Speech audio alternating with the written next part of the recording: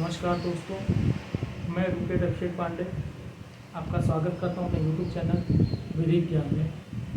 दोस्तों, आज हम बात करने वाले हैं यूनिफॉर्म सिविल कोड अर्थात समान नागरिक संहिता।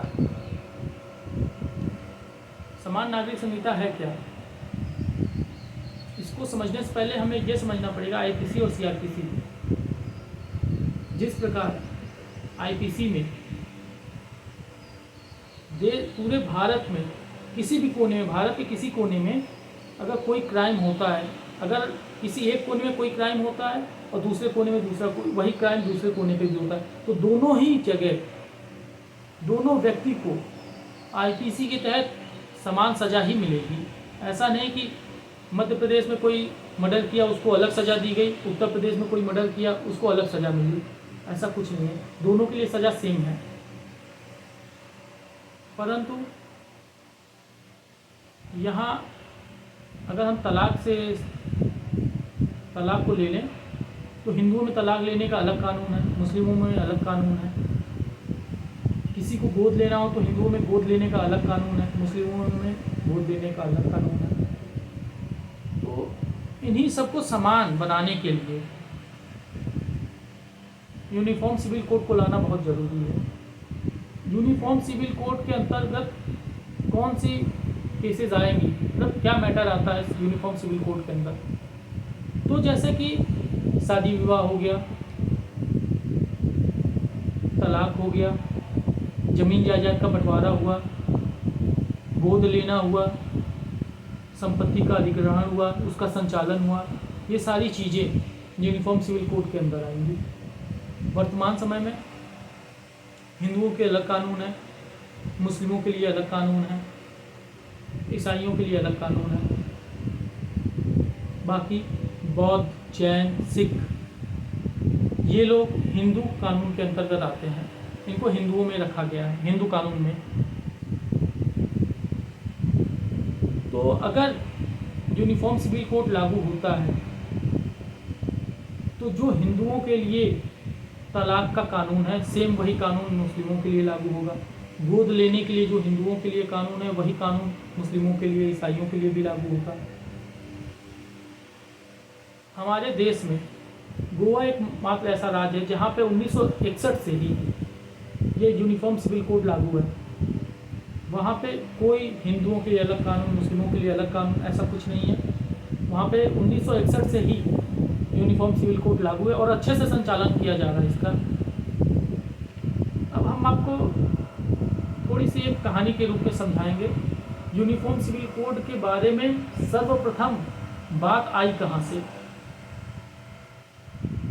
सर्वप्रथम इसके बारे में सर्वोच्च न्यायालय ने बोला था 1985 में। ये मैटर था साहबानो केस, काफ़ी फेमस केस था ये, साहबानो के नाम से था, साहबानो केस। इसमें हुआ ये था कि एक व्यक्ति थे मुस्लिम धर्म के, उन्होंने अपनी पत्नी को तलाक दे दिया जिनका नाम था साहबानो। उनके पति का नाम था अहमद। तो उन्होंने तलाक दिया, जिसको 3 तलाक कहते हैं, उसको मोदी जी ने तो ख़त्म कर दिया हालांकि, लेकिन उस समय 3 तलाक था। उन्होंने 3 तलाक दे दिया उनको। और उस महिला की एज उस समय 60 साल थी। उसने कई कोर्ट में घूमी, कई कोर्ट गई गुजारा भत्ता के लिए, जिसे एलिमनी कहते हैं। एलिमनी के लिए कई कोर्टों में गुहार लगाई, हर जगह से उसे नाकामी मिली, कहीं से भी उसे राहत नहीं मिली। फिर थक हार कर लास्ट में वो चली गई सर्वोच्च न्यायालय। सर्वोच्च न्यायालय ने कहा कि इसे एलिमनी दिया जाना चाहिए और देना पड़ेगा।